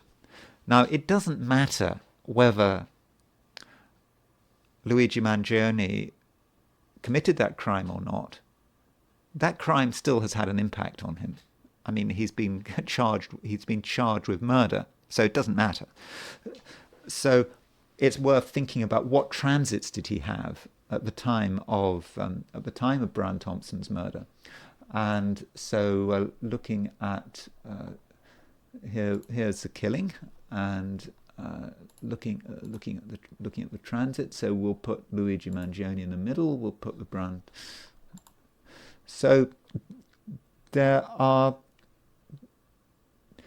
two transits that come to mind. The first transit we've got is, and I'm not saying these are particularly dramatic transits, but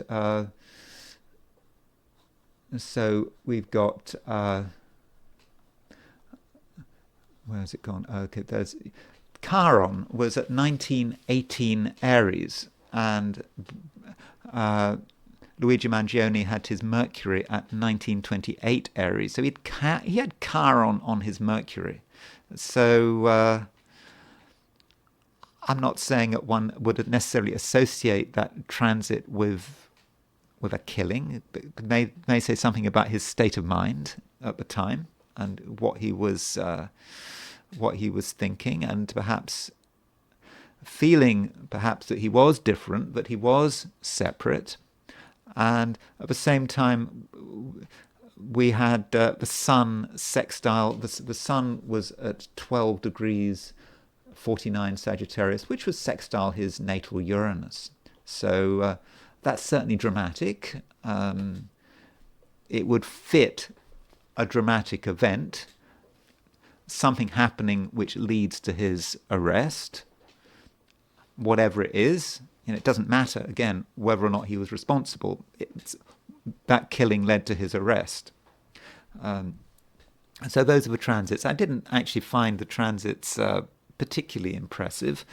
And also the solar arc directions. There were a few solar arc directions which are worth thinking about. So remember, he's 26 years old. So we basically were moving every planet in his chart 26 degrees. So if we take Luigi Mangione's chart and then we compare it with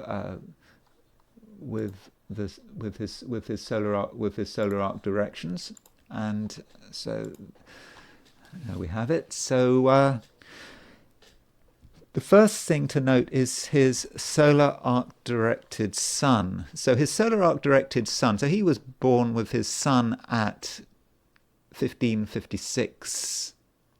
Well, I don't know. If you don't know, remember with solar arc directions, I don't have a time of birth, so there will be an element of inaccuracy here. I mean, half a degree either side. But his solar arc directed sun was at 1131 Gemini. So that means that his solar arc directed sun was semi-square his Saturn. Now, one way of looking at solar arc directed sun semi-square his Saturn, so in other words, his progressed sun, because the secondary progressed sun is the same as the solar arc directed sun, absolutely fits what happened to him. He's been arrested. He's been charged. It looks as if, if he's found guilty, he might well be spending the rest of his life in prison. Sun, progressed sun hitting his Saturn. You also might want to consider that Saturn is conjunct his Venus-Mars midpoint, and so this progressed sun, he apparently dropped out of contact with people in about April, and so something happened. That may be that sun semi-square his natal Saturn, but also there may be a Venus-Mars aspect to it. Venus-Mars may be about relationships, and it may be a sort of a relationship issue which had perhaps been part of any recent unhappiness that he might have been experienced. But certainly Sun semi-square Saturn does fit someone being charged with murder and sort of facing the prospect potentially of spending the rest of their life in prison. And another aspect, solar arc directed Mercury is conjunct the Sun. It's starting to move towards the conjunction of the Sun. So he would have been feeling this, and I suppose this may be a sense of realization. I mean, that is a possibility. Or perhaps plans coming together. But I think that Mercury conjunct the Sun is more about what is coming up, and it's about communication. And I wonder, one wonders how the trial is going to work out, and how Luigi Mangione is going to deal with this trial, and how he's going to respond to it. I was sort of thinking, what would I do in his position?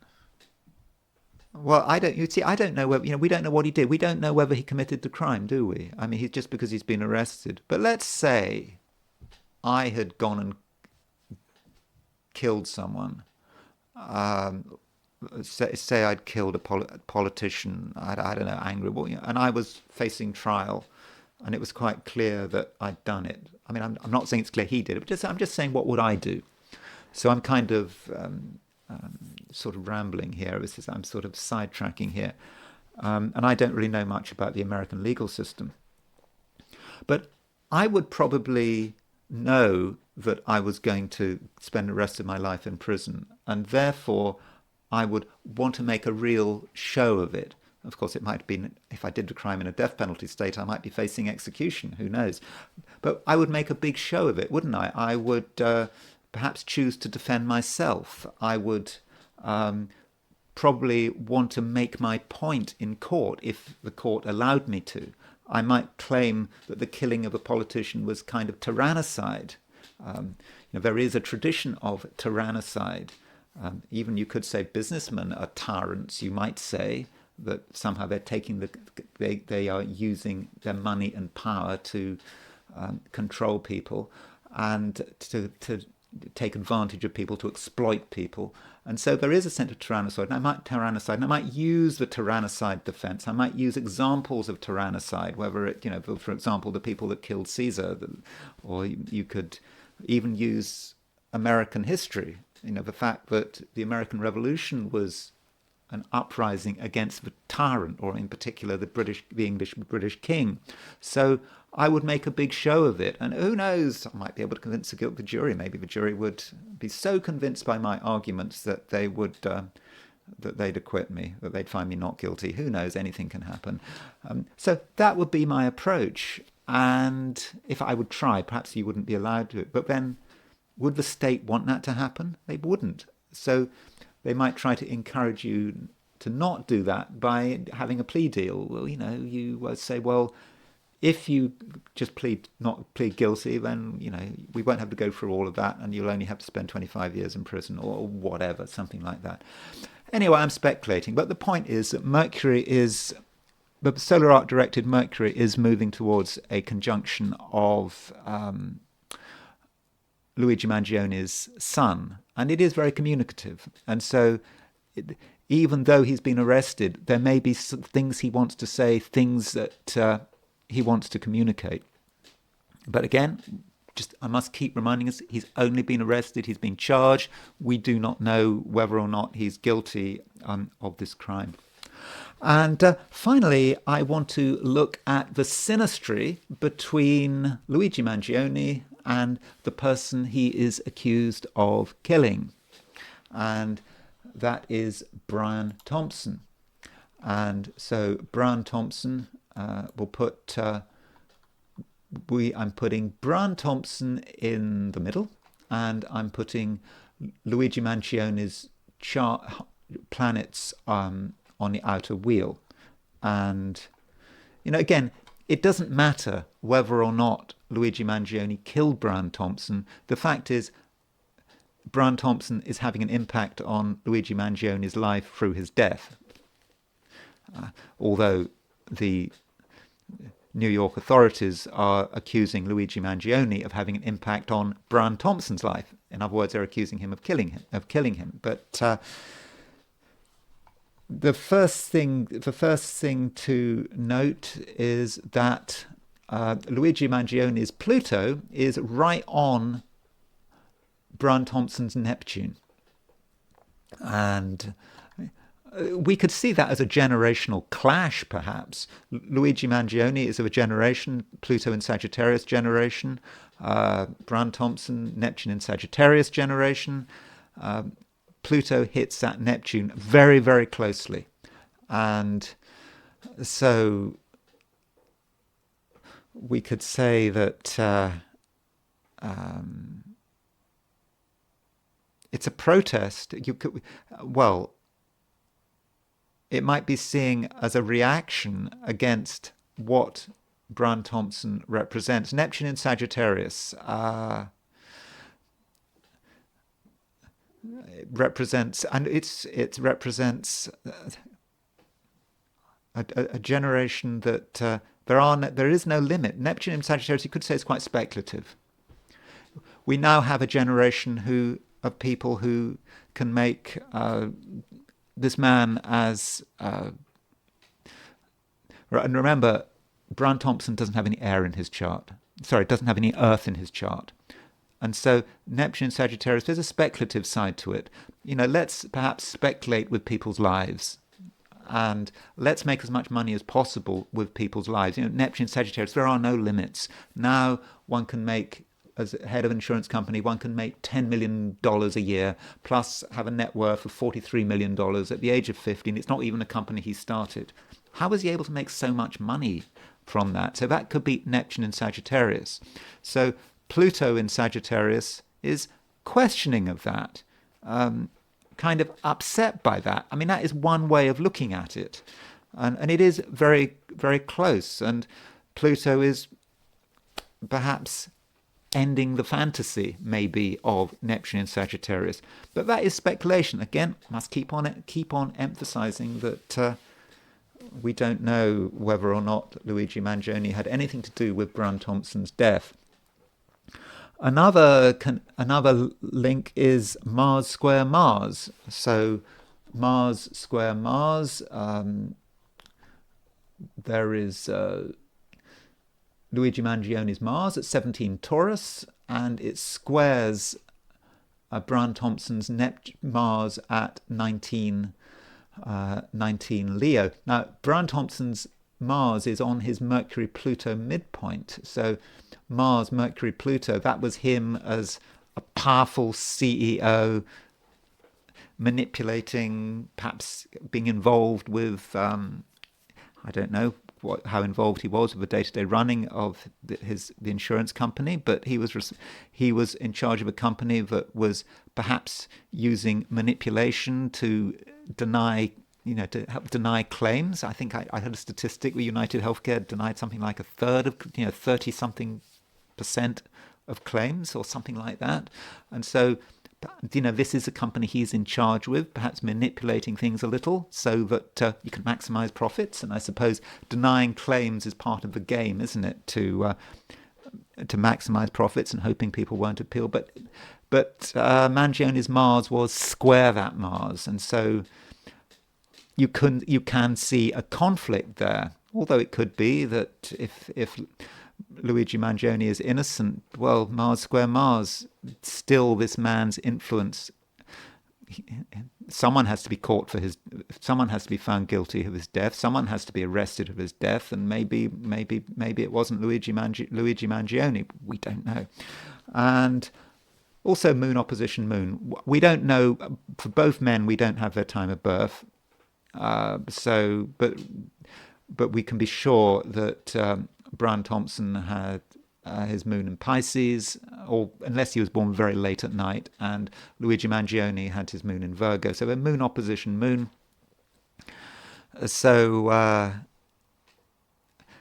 Moon in Virgo may be upset by the way Moon in Pisces is working. Moon in Pisces is just go with the flow. Moon in Pisces, there can be something quite amoral about the sign Pisces. Pisces does go with the flow. It absorbs itself into the organization.